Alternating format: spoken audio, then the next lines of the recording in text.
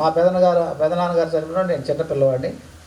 అప్పుడు నేను చదువుకుంటున్నాను. ఆయన బాధ్యత నేను నెరవేర్చలేదు. మా అన్నయ్య గారు నడిచారు, మా పెదనాన్న గారి కుమారుడు. మరి ఈ విధంగా దేవుడు ఇచ్చిన ఈ యొక్క శ్రమలను నేను అనుభవిస్తూ దేవుడిని ఆధారం చేసుకొని నేను బొడ్డువారిపాలెం వెళ్ళాను. మా అక్కయ్య గారు ఉన్నారు అక్కడ. అయ్యా, నేను చాలా వేదనలో ఉన్నాను, నా వాళ్ళందరూ త్రోసివేశారు, అయినా మీరు ఆత్మీయ తండ్రిగా నా ఇంటికి దర్శించాలని సీమోను గారిని బొడ్డువారిపాలెం నుంచి వచ్చారు, ఇక్కడ ఉన్నారు ప్రత్యక్షంగా, వారిని ఆహ్వానించాను. అప్పుడు నేను అద్దెంట్లో ఉన్నాను, ఆయన వచ్చేవాడు ప్రతి 2వ శనివారం ప్రార్థన పెట్టేవారు, వెళ్ళేవారు. ఆయన ద్వారా నేను ఎంతో ఉపశమనం పొందాను. అయినను శ్రమలను ఎదుర్కొంటూనే ఉన్నాను. అలాగే నాకు దేవుడిచ్చిన శక్తిని బట్టి ప్రతి సహోదరుని కూడా, సేవకులని అందరినీ నేను ప్రేమిస్తూ వచ్చాను. ఆ దీవెనే నా బిడ్డలకు ఈరోజు దేవుడిచ్చాడు. మరి శ్రమలు మనం వదిలిపెట్టి పారిపోతే మనకు ఒక స్థితి అనేది ఇక్కడ ఉండదు. శ్రమలు సహించినప్పుడే మనం ఆయన రాజ్యానికి కూడా వారసులో ఉన్నాం. మరి అటు శ్రమల నుండి నన్ను విడిపించిన దేవుని బట్టి, నా బిడ్డలకు ఇచ్చిన ఆధిక్యతను బట్టి, వారు కూడా ఈ ఆర్థిక సంబంధమైన ఆధిక్యతలు కాదు కానీ ఆత్మ సంబంధమైన ఆధిక్యత కావాలి. అట్టి ఆధిక్యత కొరకు నేను నా తోబుట్ల గురించి,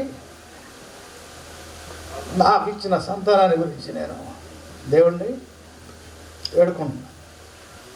ఈ భౌతిక సంబంధమైన స్థితి మనల్ని ఈలోక సంబంధంగా అధికులుగా ఉంచుతుంది, కానీ ఆత్మ సంబంధమైన స్థితి అనేది మనల్ని పరమరాజ్యానికి వారసు చేస్తుంది. ఈ లోకంలో మనం జీవించినంత కాలము మనం మంచినే విత్తాలి, చెడుని తీసివేయాలి.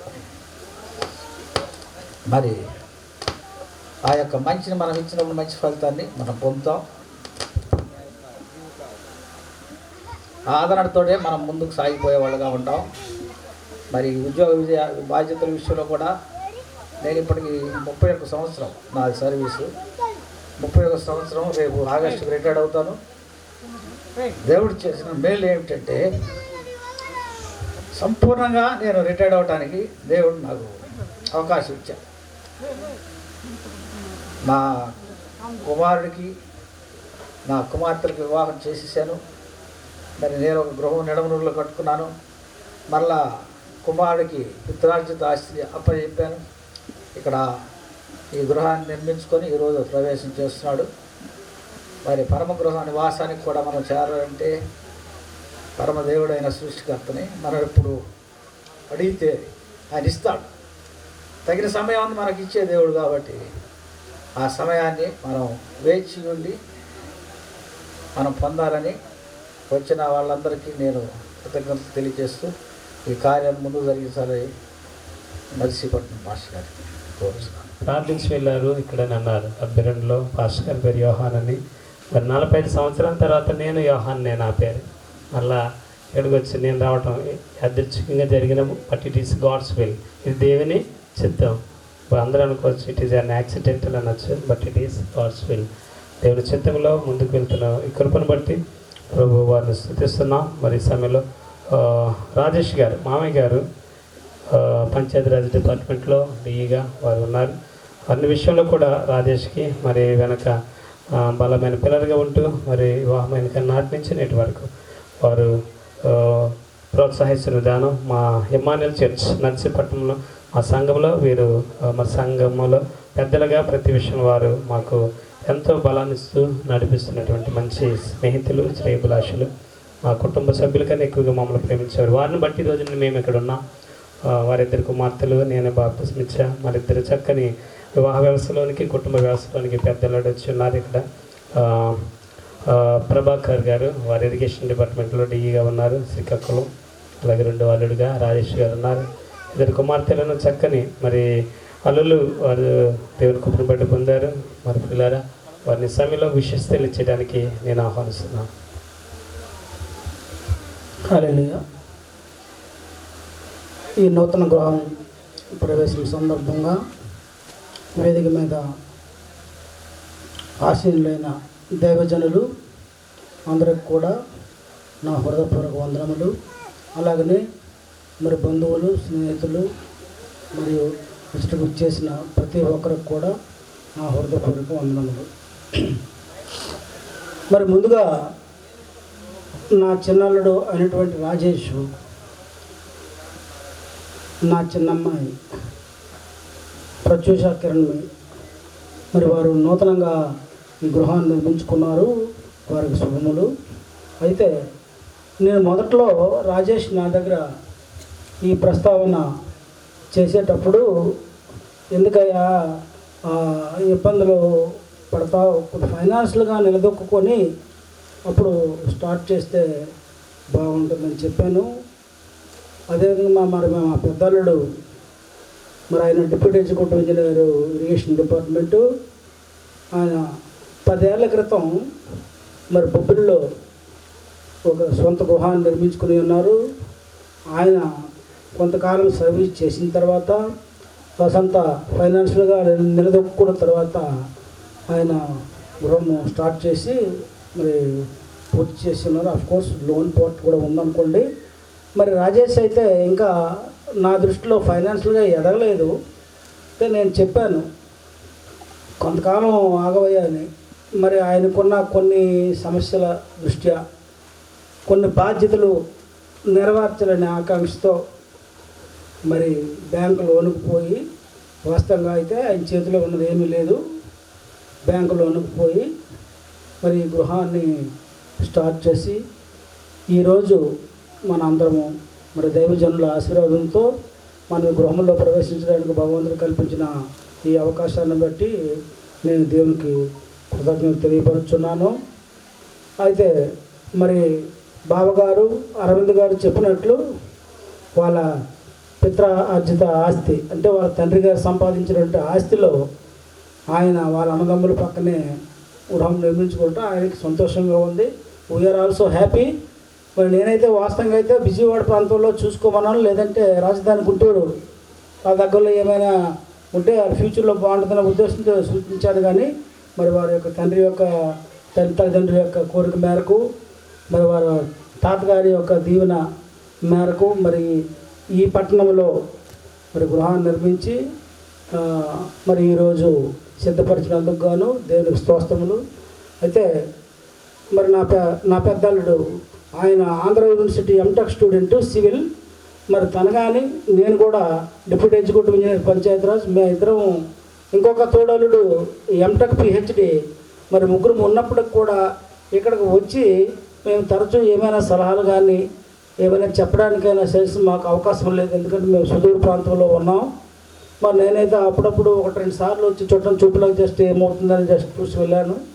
మరి తను అక్కడే తనే శ్రమపడి బుర్రెట్టి ఒక ఇంజనీర్ని సిద్ధపరచుకొని మొత్తాన్ని దిగ్విజయంగా గృహ నిర్మాణం పూర్తి చేసి ఉన్నాడు. మరి మేమైతే ఏ రకంగా కూడా ఉపయోగపడలేదు వాస్తవంగా చెప్పాలంటే. మరి దేవుడు ఈ రకంగా చక్కటి కార్యక్రమాన్ని ఆయన పట్టు చేసి ఉన్నారు. మరి ఈ నూతన గ్రహము మరి నా ఒక చిన్నాళ్ళకి నా పాపకు ఆశీర్వాదకరంగా ఉండాలని, మరి వాళ్ళ జీవితం సుఖశాంతులతో వెలగాలని మీరందరూ కూడా వారి యొక్క బాగోగుల గురించి, మరి ముఖ్యంగా నా చిన్న కుమార్తె సీజ్ క్యారింగ్, తల్లి లేదు. మరి మీరు దైవజనులు అందరూ కూడా నా బిడ్డ పట్ల ప్రార్థన చేసి చక్కగా సుఖంగా మరి ఇలాకు రావాలని, మరి ఈ కుటుంబాన్ని ఆశీర్వదించాలని అందరినీ కోరుచు ఈ అవకాశం ఇచ్చినటువంటి పాస్టర్ గారికి నా యొక్క హృదయపూర్వక వందనములు. Thank you sir for your valuable words. మంచి మాటలు. మామయ్య గారిగా వారి బాధ్యతలు చేయలేదన్నారు కానీ వారు చాలా చాలా చేశారు, అది చెప్పలేదు. ప్రభు వారిని దీవించును గాక. సమయం చాలా సంకుచితంగా ఉన్నది. టైం ఇస్ వెరీ మన మధ్య సీనియర్ పాస్టర్ గారు, అందుకే నేను వారికి అవకాశం మరి కొద్ది నిమిషాలు వాక్యం చెప్పాలని చెప్పాను అయ్యగారు. మరి ఈ యొక్క అనుభవం మరి దీని వాక్యం ద్వారా చాలా క్లుప్తంగా మేబీ షార్ట్ మెసేజ్గా 10 నిమిషాలు వాక్యం లేనిది ఏది కూడా సంపూర్ణం కాదు కనుక మరి మన వాక్యం ద్వారా ఆదరించబడదాం, దీవించబడదాం, నూతనమైన కృపను పొందుదాం. దైవజనులు సిమన్ గారిని ఆహ్వానిస్తున్నాం. అందరూ చెప్పలు కొడదాం. పెద్దలు మరి చాలా వృద్ధాప్యులు అయినా కూడా అరవింద్ గారిని ప్రేమించి మన మధ్యకి వచ్చారు. వారు మోర్ దెన్ 70+ అన్న ఇంకా ఆయన యంగ్ అండ్ ఎనర్జెటిక్గా ఉన్నారు. దేవుని వారిని దీవించిన గాక వారికి ప్రార్థన చేద్దాం.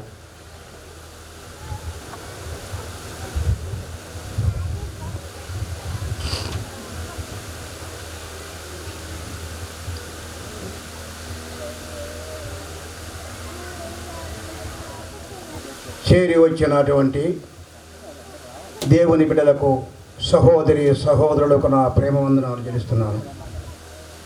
ఈ సమయమందున నాకు ఈ అవకాశం ఇచ్చినటువంటి దైవజనులందరకు నా హృదయపూర్వకమైన వందనాలు చెల్లిస్తున్నాను.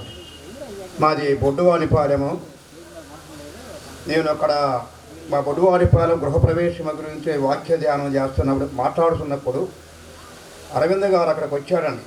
బంధువే వాక్యం అన్నారు. ఆయన చాలా ఇబ్బందులు ఉన్నాడు, చాలా శ్రమలు ఉన్నాడు. ఇంటికి రమ్మని కోరాడు దర్శించుటకు. ఆ విధంగా వస్తూ అప్పుడు అద్దెంటునే ఉంటున్నాడు, ఇల్లు కూడా లేదండి. తర్వాత ప్రార్థన చేస్తూ వచ్చాము. దేవుడు దయ చూపాడు. అక్కడ కూడా ఒక గృహాన్ని ఏర్పాటు చేసుకున్నాడు, కట్టాడు. 2 అంతస్తులుగా ఉన్నది. ఇక్కడ కూడా ఇల్లు ఏర్పాటు గురించి, భవనాన్ని గురించి ప్రార్థన చేయమన్నాడు. అక్కడ స్థలాన్ని గురించి కూడా ప్రార్థించాము. ప్రార్థన ప్రకారం దేవుని చిత్తం, మనం ఏ పార్టీ వారమండి, దేవుని చిత్త ప్రకారమే జరిగినదండి. ఆయన ఏర్పాటు చేసాడు, జరిగినదండి. అందు నిమిత్తమై మరి సమయం కొంచెం కనుక వాక్య ధ్యానం చేద్దామండి. చిన్న ప్రార్థన చేసుకుందాం. ముందుగా పరిశుద్ధుడవైన తండ్రి, ప్రియమైన మా పరలోకపు తండ్రి, నీ పవిత్రమైన పాదాలకు వందనాలు నాయన, స్తోత్రాలు. ఆకాశ మహాకాశము నిన్ను పట్టజాలవు నాయన. పరిశుద్ధాత్మదేవా, నీకే మహిమ ఘనత ప్రభావములు కలుగునుగాక తండ్రి. నిలుసున్న ఈ దీనదాసుని కటాక్షించి నీ వాక్య ధ్యానము మాటలాడకు తండ్రి. శక్తి లేని వాడను నాయన, ముదిము వచ్చే వరకు సంకబెట్టుకొని మోయేవాడు నేనే చెప్పిన తండ్రి. ఈ సందర్భంలో ప్రభువా, అన్ని విధముని ఆత్మకార్యం జరిగించు నాయన. నిలుసుని దీనదాసుని కటాక్షించి ఈ వాక్యమును ఆయన అర్ధసహితముగా తండ్రి వివరించడు కృప చూపించమని యేసుక్రీస్తు వారి పరిశుద్ధ నామమును స్తుతించి ప్రార్థించి వేడుకొనుచున్నాము తండ్రి. ఆమేన్. ఆమేన్ అనగా అవునుగాక. ఇర్మియా గ్రంథము 29వ అధ్యాయము 5వ వచనం చదవండి. అందరూ చదవచ్చు, పజిబుల్ ఉన్నవారు అందరూ కూడా చదవచ్చండి. ఆదియందు దేవుడు వాక్యమై ఉన్నాడు గనక, వాక్యమే దేవుడై ఉన్నాడు. వాక్యము అందరికి అవసరమే, అందరికి అవసరమే. వాక్యము దేవుడై ఉన్నాడు కనుక దేవుడు అందరికి అవసరమే కదండి. మనమందరము కూడా సమస్త జీవరాశులు, ప్రాణికోటి కూడా సమస్త కూడా దేవుని ద్వారా మనం చెల్లించగలిగిస్తున్నామండి. దేవుడు లేకుండా మనం ఏమీ చేయలేము ప్రియుడు, గమనించండి. కనుక దేవుడు చేసిన విధానాన్ని బట్టి ఈ గృహాన్ని ఆస్వాదించాడు, వారి బిడ్డను ఆస్వాదించాడు. ఒక శ్రమలో ఉండి దేవుడు తప్పించాడు. అయితే అదేవిధంగా మనం అందరము కూడా దేవునికి అంగీకారముగా దేవుని నీడను నివసించగలిగితే మనమందరం ప్రియబిడ్డలుగా ఆశీర్వదించబడతాము ప్రియుడా. కనుక అందునిమిత్తమే వాక్యాన్ని చదవడం చాలా ప్రాముఖ్యం. ఇర్మియా గ్రంథము 29వ అధ్యాయము 5వ వచనం చదవండి ఆయన. చదవండి. ఇల్లు కట్టుకొనుడి, వాటిలో నివసించుడి. కొంచెం వినపండి. తోటలు నాటి వాటి ఫలములను చాలండి. ఇండ్లను కట్టుకొనుడి, వాటిలో నివాసము చేయడని వ్రాయబడి ఉన్నది కదండి. ఆలోచించండి. ప్రతి ప్రాణికి, ప్రతి జీవికి కూడా చూడండి, నక్కలకు బొరియలు ఉన్నవి, ఆకాశ పక్షులకు గూడులు ఉన్నవి, మనిషి కుమారుడికి మాత్రం తలదాచుకున్న కొంచెం చోటు లేదన్నాడు యేసు ప్రభువారు. అతనే ప్రతి వానికి కూడా గూడు అవసరమేనండి, గూడు అవసరమే. అందునిమిత్తమై గమనించండి, ఆలోచించండి. ఇల్లు కట్టుకునేది మనమందరం నివాసము చేయటం కదండి, నివాసము చేయటకు, నివసించుటకే. కానీ ఇల్లు కట్టుకొని నివాసము చేయడన్నాడు. ఈ ఇంటిని గురించి ప్రార్థించమన్నాడండి ఎంతగానో. ఎవరండి? అరవింద్ గారు మొదట నేను ఆ గృహములో ఇడమాడు ఉన్నప్పుడు మాత్రం రాజేష్ వాళ్ళంతా చిన్నపిల్లకాయలండి, పసిబిడ్డలు వాడు. అయినను అప్పటి నుంచి నేను 10 రెడ్డి వచ్చిన వారు మనం కోరుతున్న ప్రకారముగా వస్తూ పోతూ ఉంటారండి. మంచిది. ఎలీషా ఆనాడు ఏ విధంగా సునిమిరాలు ఇంటికి వెళ్ళాడో ఆ విధముగా నేను వెళుతూ వచ్చి ఉన్నానండి. మంచిది. అట్టయితే ఇల్లు కట్టాలన్నా ఏదైనా ప్రతిదానికి ఒక సమయం ఉందండి. సమయం లేకుండా మనం ఏమి చేయలేం ప్రియుడా కదా. అందుని మీద సమయం ఉందని చెబుతున్నాడు ప్రసంగిలో దేవుడు. ఏమి చెబుతున్నాడు చూడండి ఆయన. ప్రసంగి ప్రతిదానికి ఆయస్సు, ప్రతిదానికి ఒక సమయము కలదు అని చెప్తున్నారండి. ఆలోచించండి. దేవుడు సమయం ఇవ్వకుండా మనం ఏ ఇల్లు కట్టగలమండి? కట్టలేమండి. అందునిమిత్తమై దేవుడు సమయం ఇచ్చాడు కనుక ఈ గృహాన్ని ఈనాడు పూర్తి చేశాడు దేవుడు. దైవజనుడు చక్కగా నడిపించాడండి. దైవజనుడి పేరు మర్చిపోయాను. యోహోను గారు చక్కగా యోహోను గారు సామాన్యుడు కాదండి. యోహోను గారు పద్మాసు దీపం ఉందని ప్రత్యక్షమైన యేసుక్రీస్తు వారి యొక్క శిష్యుడండి. అయితే అలాంటి పేరు ఆయనకే తగినండి. అంటే ఆయన ప్రేమయో ఆమె యొక్క సహనము ఎంతో ఆదరణంగా ఉన్నదండి, సంతోషంగా ఉన్నది నాకు. సరే, మంచిదండి. అట్టయితే బాప్తీసం ఇచ్చిన యోహోను వేరేనండి. యోహోను 5 ఉన్నారు పరిశుద్ధ గ్రంథములు. సరే, అందరమని వివరించడం మంచిది కాదు. ప్రతిదానికి సమయం ఉన్నదండి. దేవుడు సమయం ఇవ్వకుండా ఏ పని చేయలేము. దేవుడు నీతిమంతుల మీదనో అవనీతిమంతుల మీదనో వర్షము కురిపించేవాడు, పక్షపాతం లేనివాడండి దేవుడు. మంచిది. అట్టయితే ప్రతిదానికి సమయం ఉన్నది. ఏ సమయం చూడాయన చదువు. ఆకాశము కింద ప్రతి ప్రయత్నం, మానవుని యొక్క ప్రతి ప్రయత్నములకు కూడా ఏమన్నది? సమయం. ఒక సమయం ఉన్నది ప్రియుడా. అయితే ఏ సమయము? పుట్టుటకు సమయం ఉన్నది, చనిపోటుకు సమయం ఉన్నది, నాటుటకు సమయం ఉన్నది, నాటబడిన దానిని పెరిగివేయటకు సమయం ఉన్నది, చంపుటకును బాగు చేయుటకును, ఏమిటి పడగొట్టుటకును